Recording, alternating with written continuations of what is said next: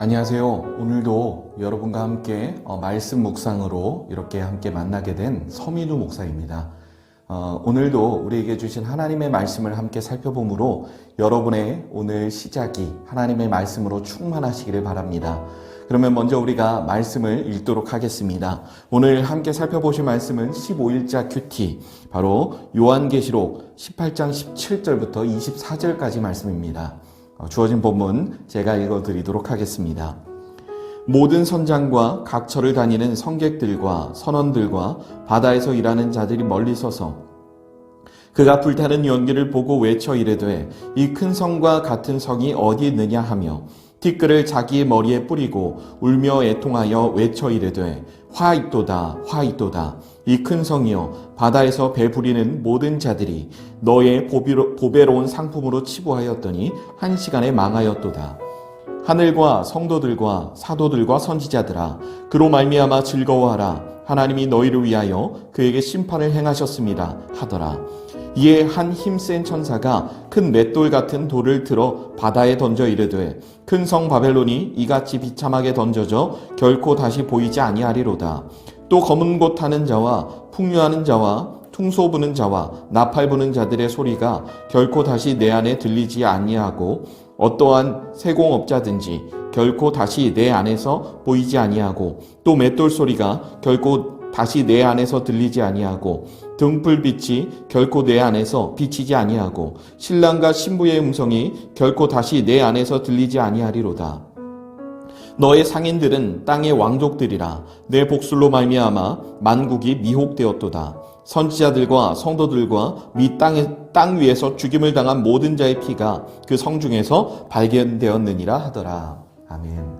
오늘 말씀은 우리에게 모든 원수를 갚으시는 분은 유일하게 하나님이라는 사실을 우리에게 말해주고 있습니다. 물론 여기서 비유로 쓰이고 있는 큰 성 바벨론은 사실 이미 구약시대를 기점으로 망한 나라입니다. 그런데 여기서 큰 성 바벨론을 쓰는 이유는 가장 중요한 이유가 바로 이스라엘 백성들에게 멸망이라는 가장 큰 고통을 안겨주고 정말 많은 이스라엘 백성들을 희생시킨 장본인이 바로 바벨론이기 때문입니다. 그래서 하나님은 이 큰 성 바벨론이라는 말을 통해서 하나님을 믿는 성도들을 지속적으로 괴롭히는 사람들의 세력을 모두 함께 일컫고 있습니다.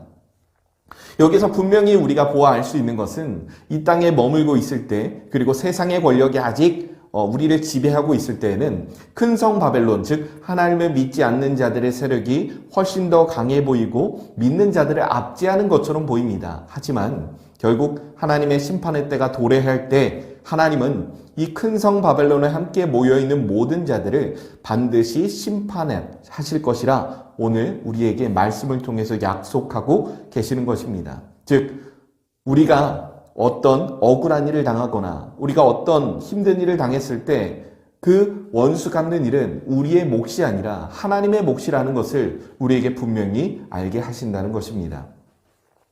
성도의 삶은 늘 그렇습니다.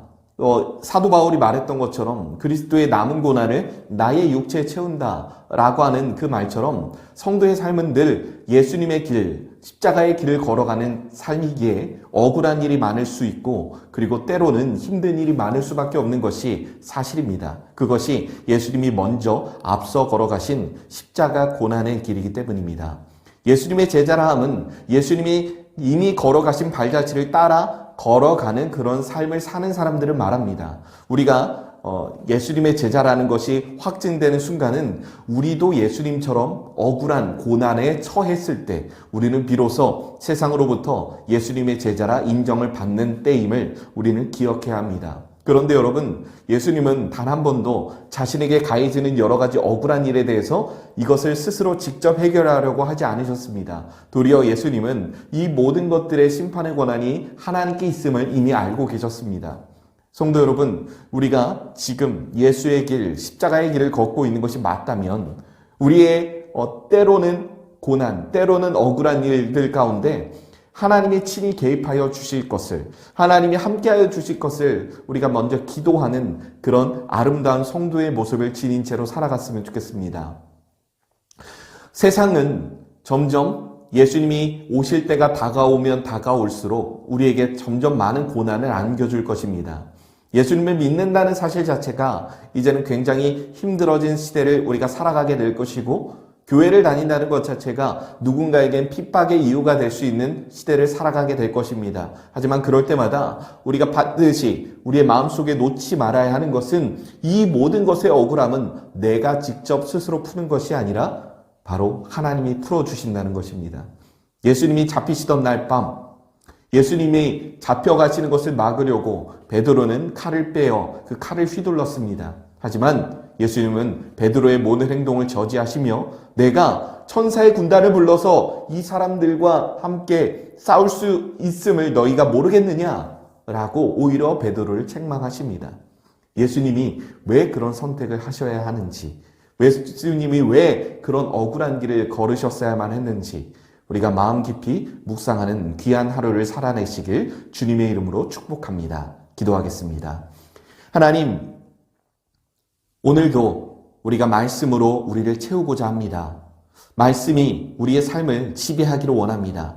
말씀의 지배를 받는 삶을 살게 하셔서 예수님이 걸어가신 삶의 발자취를 따라가는 예수 제자의 삶을 살게 도와주옵소서. 감사합니다. 예수님의 이름으로 기도드립니다. 아멘.